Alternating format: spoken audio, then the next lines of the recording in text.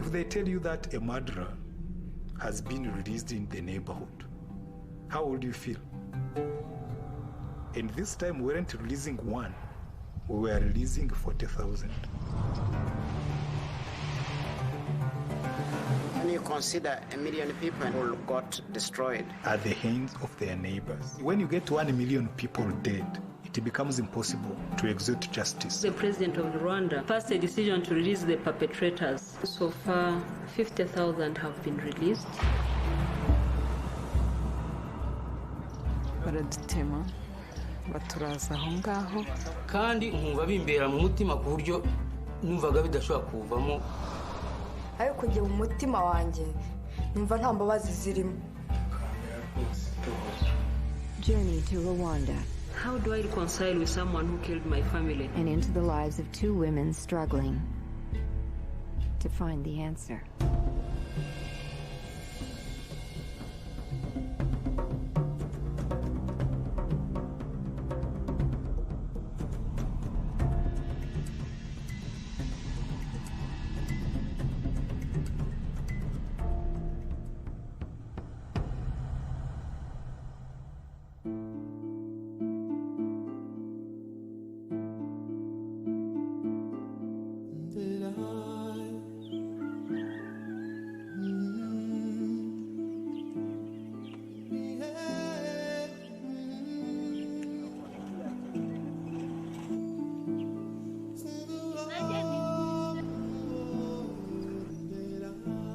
na nyuma yabwo maze gusigara jyenyine nibona ndi jyenyine ikintu nibazaga gusa n'iki ngiki nari bisaka ngo mbese uko sigaye aba bantu nzongera kubabwira iby'Imana gute se bizagenda bite kugira ngo twongere tuganire babwire ko kwica ari icyaha ese cyangwa babwire ko kwanga mwene so ari icyaha.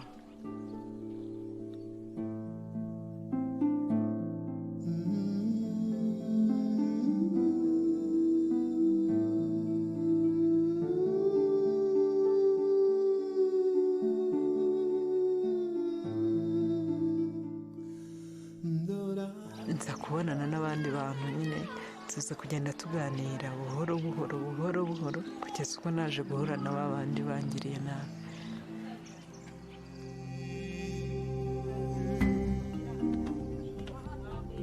abantu baraje nyine nk'uko intambara yagenze barabatemagura baradutema baturaza aho ngaho muri jenoside ahangaha niho bajyanye banteramo icyuma bankubita n'imbunda gutya mu gatuza. ubwo ni jyewe wavuyemo jyenyine. intambara yabaye mfite abana 4 bose barabishe n'umugabo namubyaye ku itariki 10 ukwezi kwa 12 94 twabyukusenge Kado. impamvu namwise Kado nabonaga ari we mpano nsigaranye. Kado akaba ari inda rero nasigaranye urabyumva yavutse mu ntambara irangiye.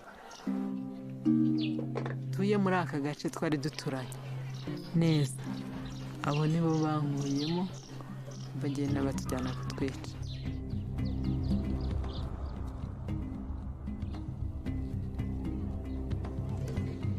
nitwa Nemeye Saveri ufite imyaka 40. ubwo bose hamwe narabazisanga ari abantu 7 igihe nishe. njyewe nta kintu natekerezaga ku batutsi mbere nkiri umwana, ariko hari icyo nabyumvagaho. icyo nabyumvagaho ni uko ubuyobozi bwariho bwadushyiragamo inyigisho mbi batubwira ko umututsi ari umwanzi. njye nemeye icyatumye njya kwica abatutsi ni igitero kimwe nagiyemo, mbese birumvikana, kuko icyo gitero nakijyanyemo n'umuntu w'umuyobozi atubwira yuko yabonye ahantu abatutsi bihishe ariko abita inkotanyi, atubwira ko yabonye ngo ahantu inkotanyi zihishe none tuze tujye kuzivumbura. Twaragiye tugezeyo dusanga ntabwo ari inkotanyi ahubwo ni umuntu w'umubyeyi wari wihisha ahantu mu rugo rw'umuntu w'umuturage, umuntu w'umubyeyi wari wihisha ahantu afite n'abana be 4. Ubwo bahise bategeka uwo mugabo wari umuhishe afatanya n'undi w'umuturanyi bari baturanye gucukura imva. Nge rero nabonye ibyo bamaze gukora mugenzi wanjye bamuparitse ku ruhande bayimereje igenda yifata, ubwo mpita nyibahondaguza ndabica. Nge numvise umutima wanjye mbaye nabi cyane, numva ndahindutse mbaye undi wundi, mbese numvise muri nge nta mahoro mfite mu mutima wanjye. Atekereza ukuntu nishe ikiremwa cy'Imana nanjye ndicyo, atekereza ukuntu nubatse kwica umuntu, nge nkumva ari ibintu bimbabaje cyane kandi nkumva bimbera mu mutima ku buryo numvaga bidashobora kuvamo, nkumva mbese buri gihe merewe nabi.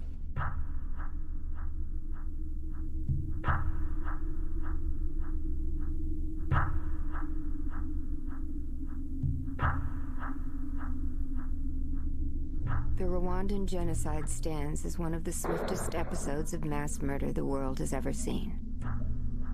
Stretching from early April through mid-July 1994, hundreds of thousands of ordinary Hutus, like Saveri, were led by government-backed militias to kill approximately 1 million Tutsis and moderate Hutus.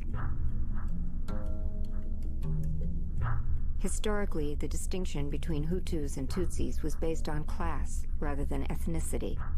Tutsis were cattle and landowners, while the Hutus served as field workers, a socio-economic divide that Belgian colonizers took advantage of in the early 1920s. By issuing state identity cards to every Rwandan, the Belgians used the wealthier Tutsi minority to rule over the Hutu majority, creating lasting resentment between the two groups. After independence in 1959, Hutu extremists took power and advanced a systematic campaign to eliminate the Tutsis, culminating in the 1994 genocide.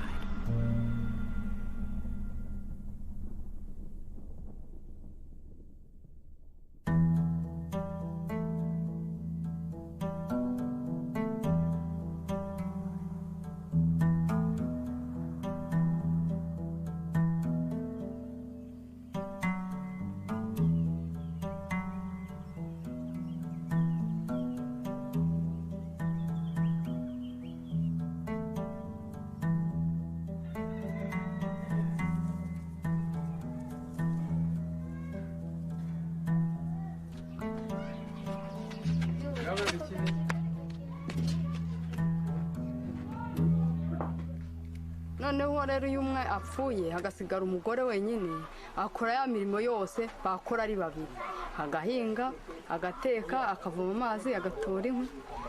Kuva jenoside yatangiye nta byishimo njya ngira. Niyo nishimye ni akanya gato, ni agahenge kinyarwanda.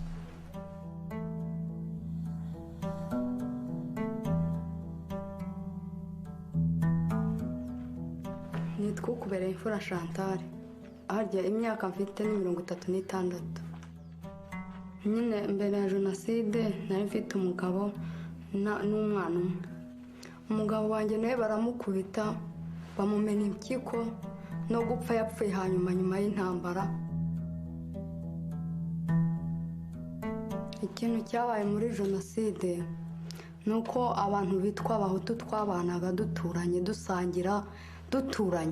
dusangira buri kimwe cyose, ariko igihe cyarageze baraduhinduka. Bageraga nko muri nka 30 hari, ariko abo bose nta n'umwe usigaye, nige nsigaye n'uwo musaza wanjye. Papa ubwo yapfuye 92, ubwo jenoside itangiye, ubwo barabanza banyicira umubyeyi nyine data. Keretse abishe papa nibo nzi, kuko bafunzwe bakirega n'ibyaha byabo bakabyemera.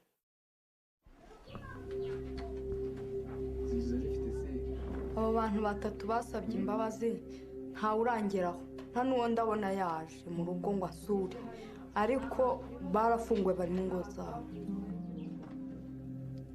ndabatinya ntabwo nifuza guhura nabo.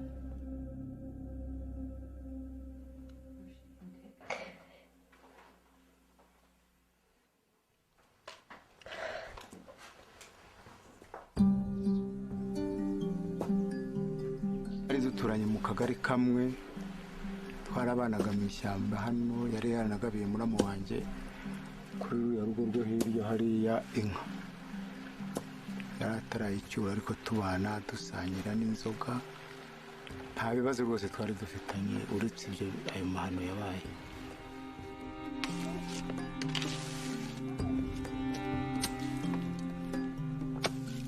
Nitwa Nzabonimpa Yohani, ndi umuhinzi, ni uguhinga n'isuka mu murima wanjye.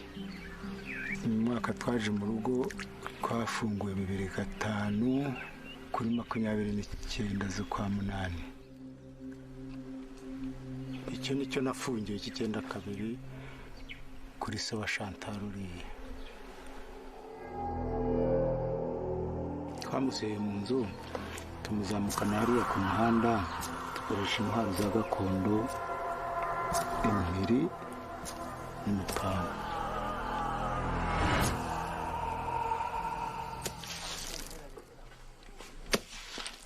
Pasika uze kumbwira, ubwo nari nahindutse nk'umutima w'abanyamaso. None se umuntu wishe undi muntu nuzi ko aba akoze ishyano.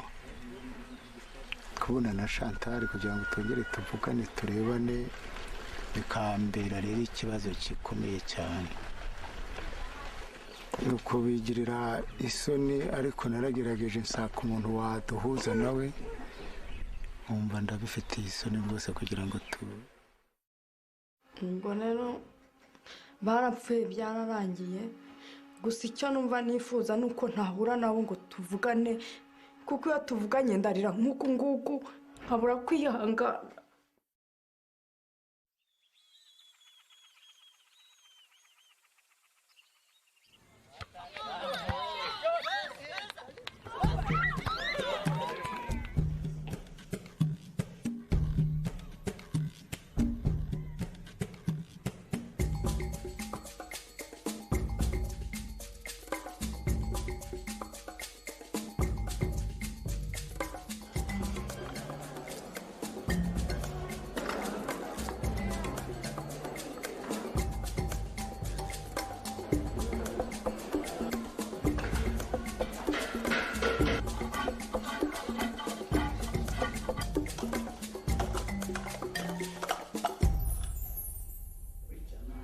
My name is Mnyana Joy.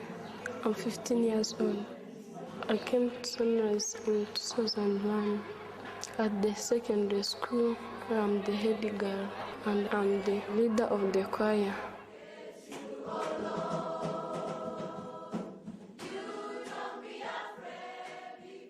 I was 7 years when I heard that my father is dead. They told me that he was killed by the rebels. I was very sad. Before I came, I knew that I will die, but when I came here, I found that life is going to continue.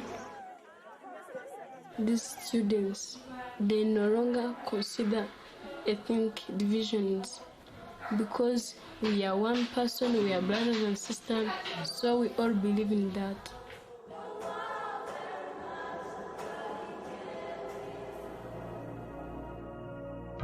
One afternoon in 2003, Saveri and John, both still prisoners, heard a surprise radio announcement.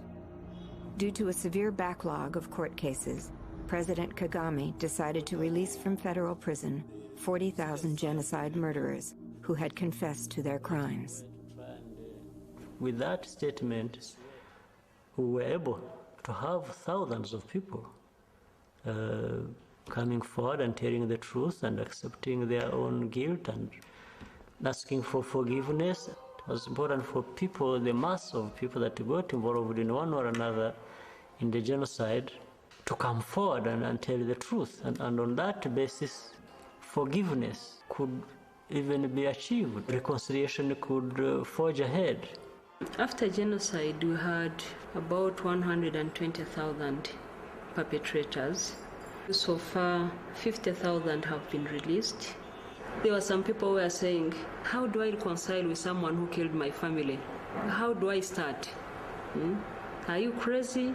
Reconciliation? So it wasn't an easy subject to talk about.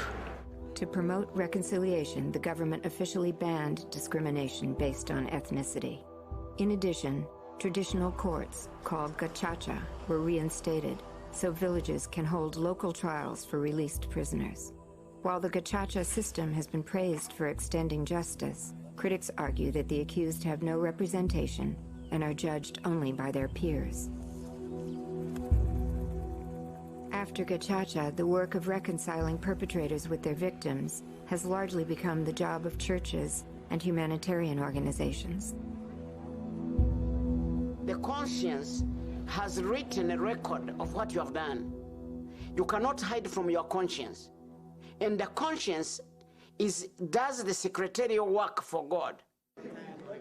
Anglican Bishop John Richihana is the chairman of Prison Fellowship Rwanda, a faith-based organization that encourages prisoners to confess and seek forgiveness from their victims' families. Known as the Umuvumu Tree Project, Prison Fellowship volunteers have met with tens of thousands of prisoners in all of Rwanda's federal prisons.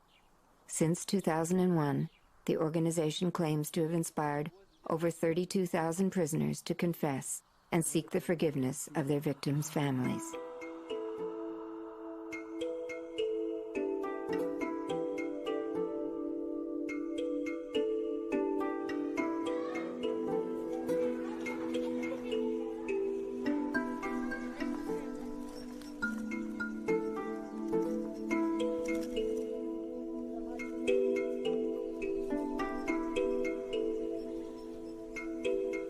bakimara kumbona ntago bemeye yuko ndumuvuga butumwa baravuze ngo nje kuneka noherejwe n'abantu ba RPF nje kuneka baravuga bati ntibishoboka gahigi twamwiciye abavandimwe twamwiciye umuryango twamutwaye inka twamutwaye twasinye amazuye ntibishoboka ntago yaza hano nta rukundo yatubonera kugeza nubwo Pasiteri Gahigi nawe yaje kuhaza ariko nubwo yaje abantu nkatwe bari barisha abantu twari tugifite ubwoba twabona nk'umuntu wacitse ku icumu tukavuga tutaje kutugambanira kugira ngo batwice yewe ahubwo numvaga nta n'imbabazi nkwiriye kuko ahantu nishyiraga numvaga ahari ko ntashobora no kubabarira bityo nge nkumva afite ubwoba kuko nikatiraga ngewe ibihano hari bitanashoboka ko n'urupfu numvaga rutankwiriye twasohotse urumva ko twari dufite ubwoba bwo kugira ngo turebe abo twahemukiye mu maso cyangwa tubonane imbona nkubona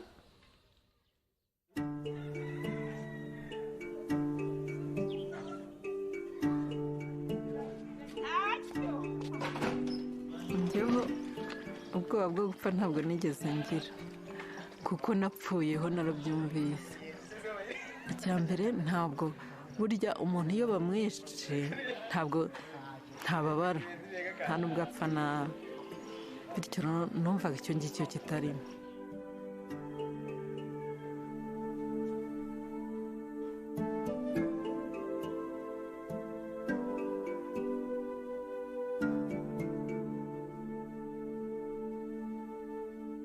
baduteranyirizaga hamwe hariya tugakora nk'igiterane cyo guhura nabo umuntu akagenda avuga umuntu yahemukiye n'ibyo yamukoreye ariko tugitinyana noneho bagahagurutsa wa wundi uvuze wakoreye ibintu bibi noneho bakamubaza niba koko ashaka kukubabarira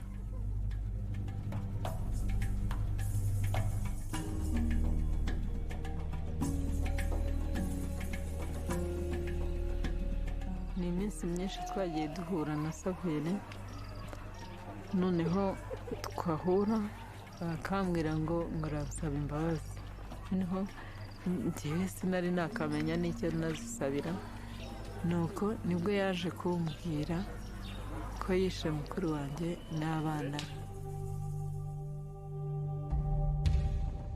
njyewe kujya kwica umuryango wa Rosalia muri jenoside ubundi Rosalia nari nsanzwe muzi n'abantu be bose mbazi ndetse n'abo n'uwo mubyeyi twishe nawe nari nsanzwe muzi.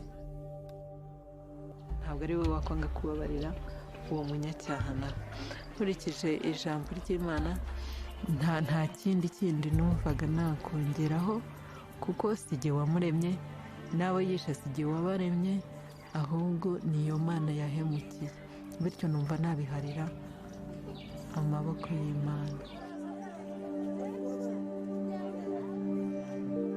Abahagurukije bagira icyo babivugaho, ubwo Rosalia yaravuze ati aba bantu niba bareze bakemera icyaha koko bakabibwira Imana bakabikora ku mutima bakababivuga nk'uko biri.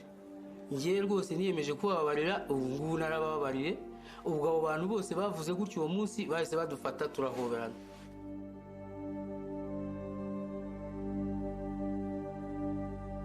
Many people ask me, why should a survivor of the genocide in Rwanda forgive somebody who murdered either their mother or husband or brother or sister or have all the family gone? When you consider 1 million people who got destroyed by the cruelest means ever known, hacking people to death with machetes and banging children on walls, why do you think victims of the genocide should forgive? First of all, forgiveness releases them. The bitterness of the loss, the hurt of the loss, the missing of their beloved ones, the desire to revenge, the desire for bitter justice against those perpetrators is so great, and that eats them up. When they forgive, they get released. It's not only serving the release of the guilt of the perpetrator, it also releases them, and then they can think right. They can contribute to the reconstruction of their country. Those perpetrators, after they get forgiven, and they come to us and say, can you help us to do something to show, to reflect our remorse? And now they are building houses for their victims. In this village stand 30 new homes, each one forged by the voluntary labor of ex-genocide prisoners.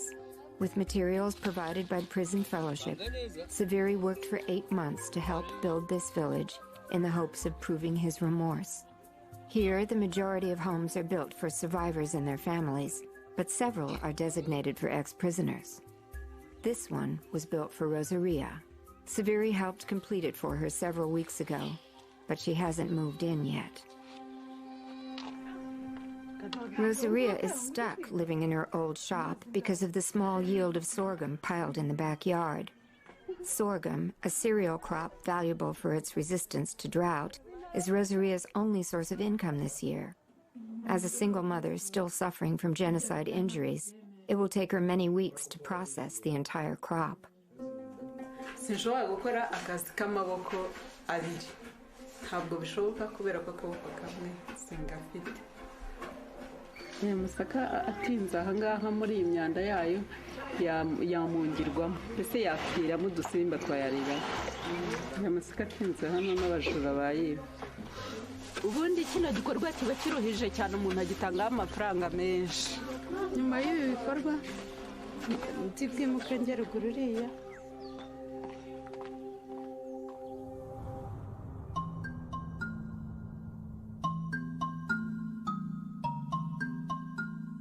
Inzitizi ya mbere igaragara ya mbere harimo ikintu cyo ko ubukene bw'indengakamere. Urabona abantu babuze abantu, babura ibintu, baba mu bukene buteye ubwoba, inzara, ibibazo bitandukanye.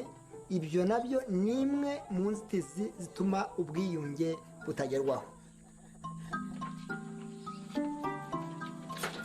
Icyo ni ikintu cya kabiri, ubufatanye bw'ubutabarana, gufashanya kw'abapfakazi bamwe n'abantu b'imfubyi. Urumva icyo nimunekereza, icyo ndeba aya masaka arambwira ko kuwa mbere byashoboka, kuwa mbere ntibyashoboka. Twe tugashaka abantu noneho bakaza gusura, abandi tukayatunda. Urumva tuzakora ibyo bintu bibiri, bamwe tubaza gusura abandi bashyire mu mifuka.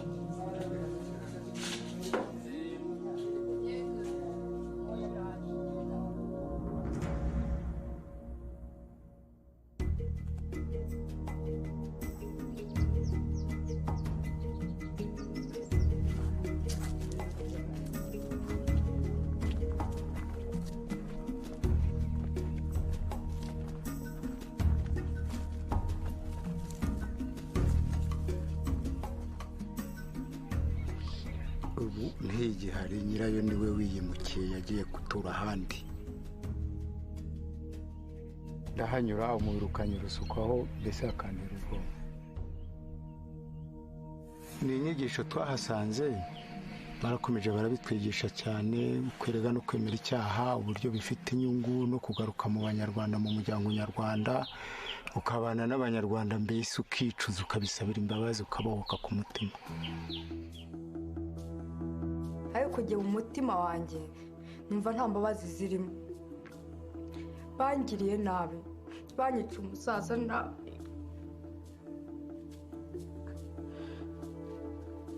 amaraso ashoka hano hose mu maso, bamwishe nabi kubera abatutsi babishe bakabamara. urusengero rujyamo abahutu gusa, nkumva ntabashije kujyayo, ndabireka. kuva aho intambara ibere sinasubiyeyo kubera n'imibereho mfite, numva Imana yaramaze. Here in this country, the pain is so much that people can fall dead because of the grief of the experience of the genocide in this country. It's a very difficult question for you to ask me to tell you how I have failed. But the reality and the truth remains that the church has failed, not only during the genocide, but long, long before the genocide. Because the church failed in the events that led to the genocide. And during the time of the genocide, the church failed miserably. Certainly the church had a very negative effect before and during the genocide. They have influence in the society, they have influence on the minds of people. So if they play out their role negatively, then there are terrible consequences, as happened here in Rwanda.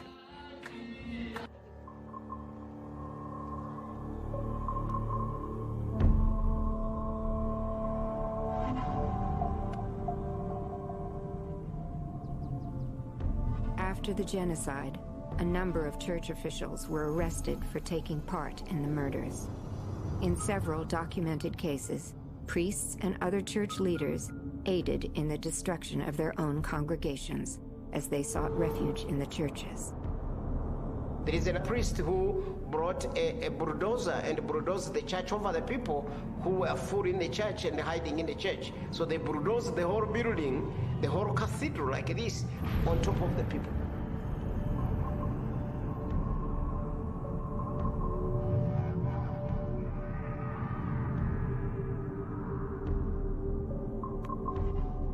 When people ask me why should the church be involved in the reconciliation, I apologize.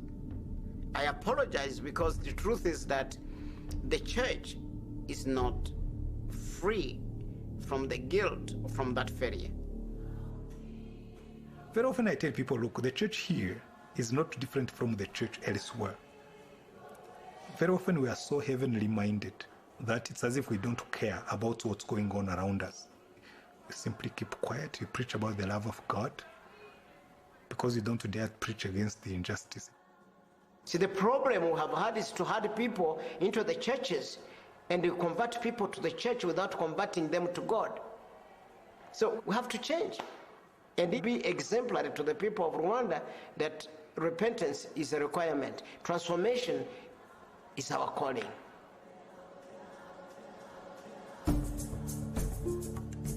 Today, humanitarian organizations have trained hundreds of volunteers to counsel people in Rwanda's most devastated regions. Recently, John met with one of these counselors named Pascal, who promised to help him confront Chantal. Pascal was trained by a small faith-based organization called CARSA and has counseled dozens of survivors and ex-prisoners in John and Chantal's county.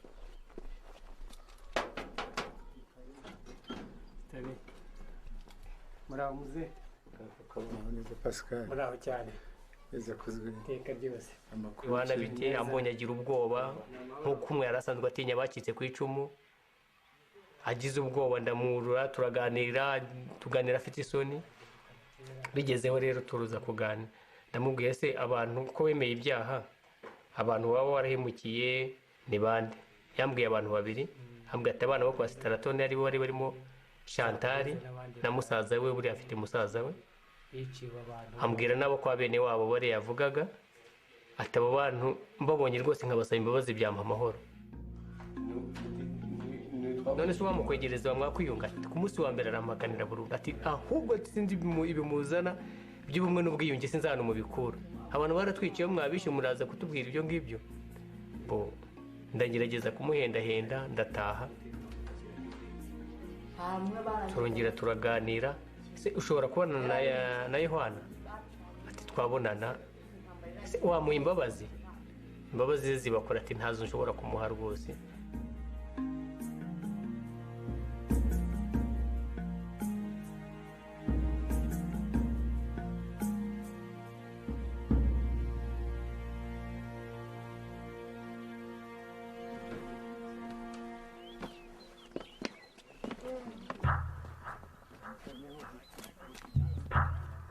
kumusaba imbabazi ariko urumva ko nawe bishobora kumutera agahinda nyine cyane ndabyumva kugira ngo tubonane nyine simbizi ariko azaze buriya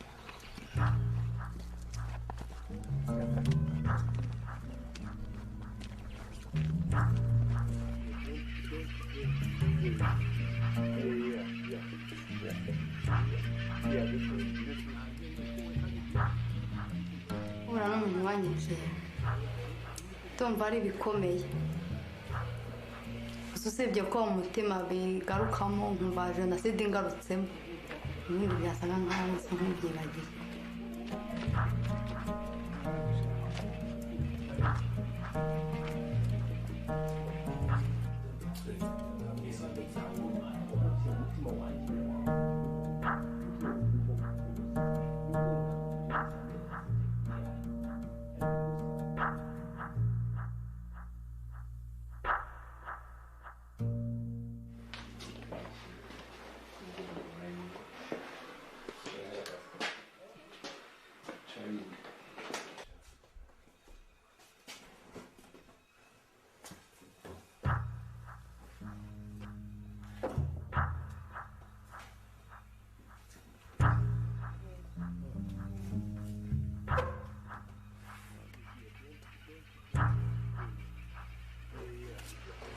murakoze Chantal yo namukoreye icyaha gikomeye cyo kwica se umubyeyi we twarabanaga kuva mbere kera kose yagiraga inzoga ngajya kunywayo niwe yahabwa n'amasakaramentu akomezwa ibyo bari no muri ubwo bukwe bwe cyane nyuma rero umwanzi Sekibi anteza ibyo byose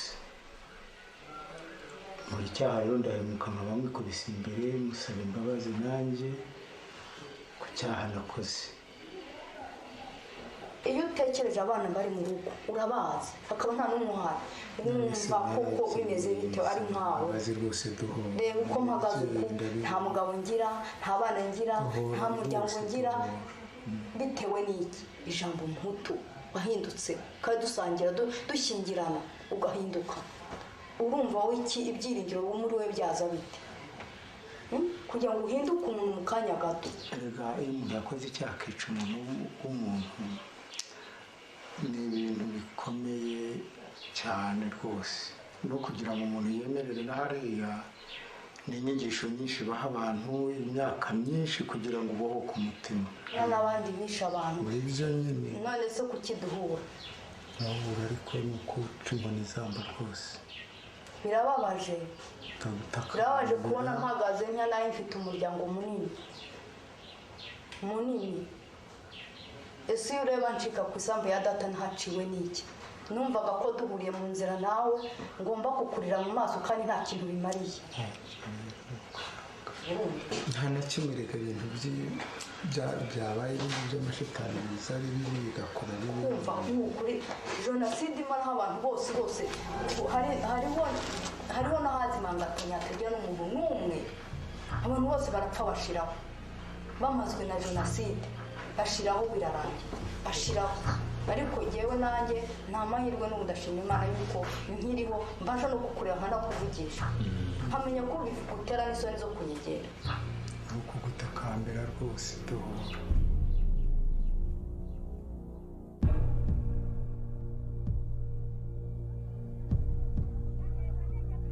When you turn a whole nation into murderers, it becomes impossible to exert justice at the end of the tragedy. Totally impossible. For us, reconciliation does not oppose justice. What the Rwandan people are doing is to bring the offense to condemnation, but the offender be restored into the fullness of life. It's a choice people have to make. It's a choice a nation has to make, and we've made that choice.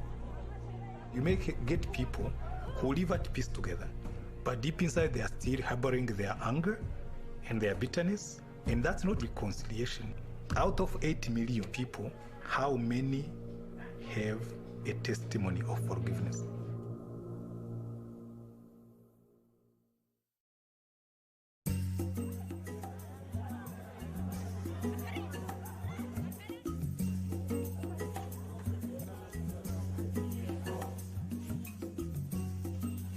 Many of us are studying very hard so that we can develop our country.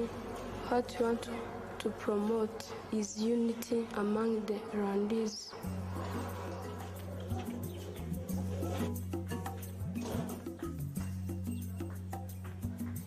Before I forgive, I had anger in my heart. I used not to laugh, not to play with others, always crying. I would go somewhere and I sit alone. I said that, why is it that also me, I was not killed so that I can be free? But after I found that I still have hope, that my life is still continuing and it is coming to good.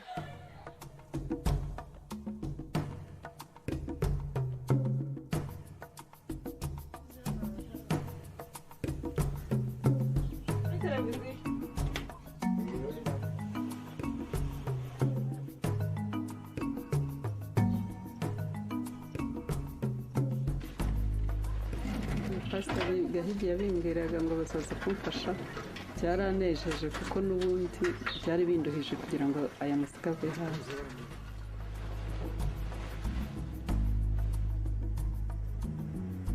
Igihe Pasiteri Gahigi yansabaga kuza gufasha Rosalia gusarura amasaka, numvaga nanjye mbyishimiye ko dushobora kumufasha. Njyewe numva kwishyura abantu ari ikintu kirenze ubwenge bwanjye n'ubushobozi bwanjye, ariko mu by'ukuri ku bindi bintu by'imitungo byo umuntu yabyishyura, ariko umuntu kumwishyura ni ikintu kirenze nanjye ibitekerezo byanjye sizi ukuntu ahari nakwishyura umuntu, kandi ni n'abantu benshi nta n'ubwo ari umwe.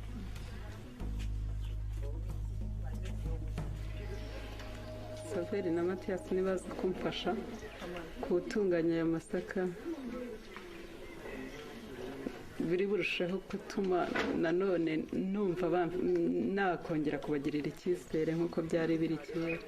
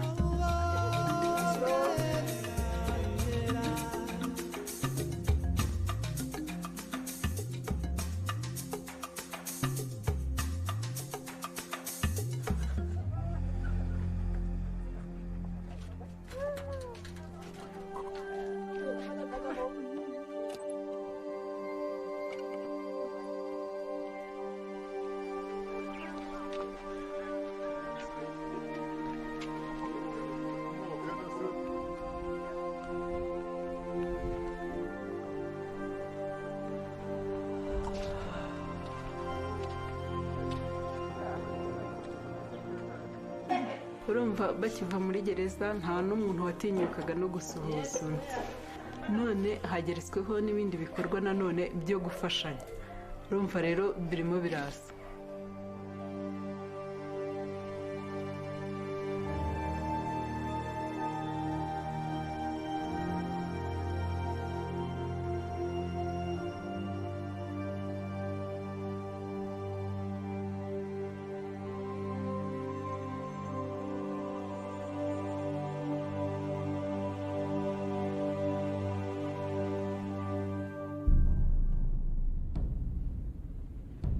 Take a country that 12 years ago was entrenched in the worst ethnic massacre, genocide. 1 million people and more died at the hands of their neighbors. And you come back 12 years after and you see people going to the same churches, going to the same markets, going together to the same schools, and they are not fighting. That level of peace is the first sign that reconciliation is in the process. I don't know whether there is any other case like the Rwandan case, where you have the victims and perpetrators living together in the same neighborhood, on the same hills and communities after genocide. I think it has never happened anywhere. People in other countries also need reconciliation, because if you are divided, you consider tribalism and ethnic groups among you, you can never develop. You always see another person who is not in your group as an enemy, which can cause you to hate or to kill him or her.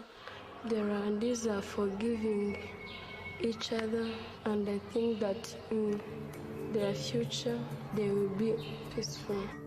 We still have the reality of the genocide living with us, but we cannot wait until that is over to preach hope, to engage reconciliation, to rebuild the nation. We have to do it now. We have rebuilt the roads, we've rebuilt the schools, we've rebuilt the hospitals, but rebuilding the hearts of people remain a big challenge. Forgiveness is not human, it's divine.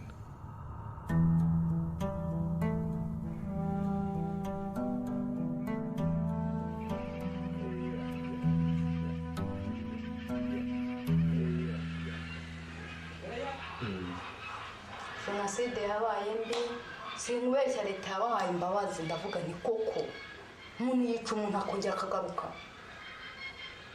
njye nicuza n'icyatumye ntekereza kugufungisha ndicuza iriya samba ya data sinabwo nari nkeneye kuba nayihinga ariko ni ukuri numva ko duhuriye mu nzira uzageze uhinge rwose numva ko ari ibintu biba bikomeye koko urumva icyo atari ikibazo we kitakubabaza ubwo wowe wumva mu mutima nta kintu wumvamo mbara nanjye byanteye isoni nuko udahura rwose ugaca mu mizamu kuko ikiri aha ngaha ntabwo kizaba kihavuye abamuhaye imbabazi muri jye ndumva nta mahoro byose ari kimwe aba ntazimuhaye byose ndumva ari kimwe kuko ninzimuha ikiri aha ntabwo kizavamo ntabwo kizavamo kizaguma kuko sinzi ikintu cyagikuramo nubwo nizera ko Imana ishobora byose ariko sinzi ikintu cyagikuramo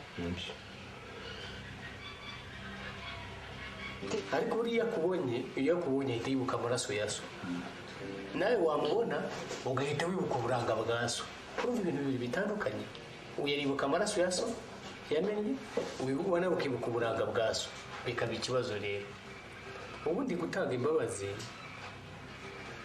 ni ukubohoka nawe umutima ariko aba bantu bazi ko yaje aramusura arambwira ati wowe ushyire mu Mana usenga mu by'ukuri nasereze mu gitondo Imana yo mu ijuru mfashe umpe imbaraga kuko niwe ushobora byose ngiye no guhaguruka mu gondo njyana ndasenga kuko iyo ntasenga mba ndi mubi muri iyi saha kandi ntabwo mbabeshya nafashijwe n'ijambo ry'Imana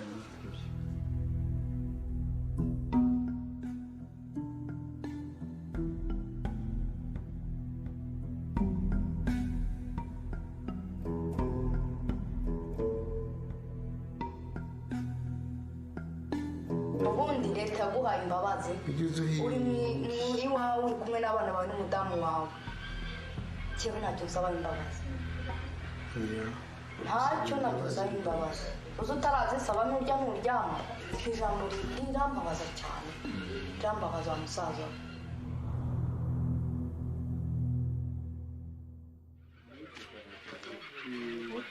ndumva ubohotse nta bwoba ngifite kuko uba mbonanye nawe n'ubu twahura nkamuramutsa sinshobora kumutinya ndumva ari byiza cyane ndishimye mfite ibyiringiro cyane ndanezerewe nzajya njyewe genda nko mu cyumweru ngende musange ko ndahazi ngereyo tuganire nongere njyeyo mare n'inkunga ngo nihinga ahantu hawe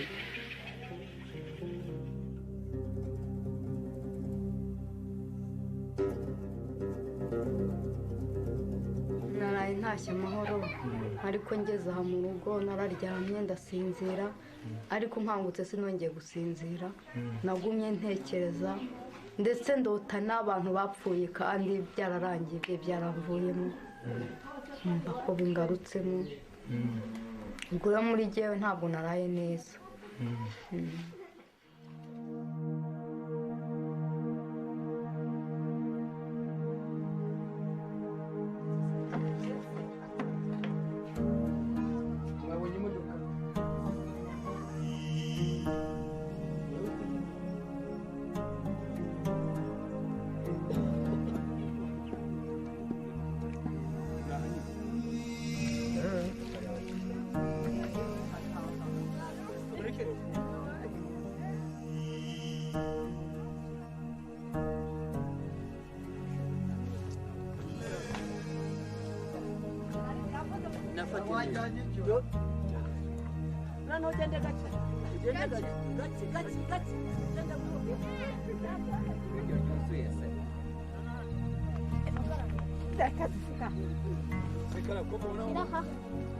ugacyagera gasa na kiza ariko ubu sinabizeza ngo imbabazi ntarazimuha ndacyabaza umutima nanjye n'imana nsenga ikazampa imbaraga nakumva ko imbaraga zinjemo igihe kizajya nanjye nzazimira. If forgiveness really is the final form of love, then it's understandable why Chantal couldn't forgive John. It's understandable why many Rwandans still can't forgive. A recent observer wrote, however, that where dust and blood once caked the ground, mud and water are now being used to rebuild the country. And much like the bricks they stack today, the Rwandan people seem themselves living bricks, each one a cracked but sturdy building block. It's hard to tell what the future holds for Rwanda, but 6 months after their initial encounter, we learned that Chantal forgave John.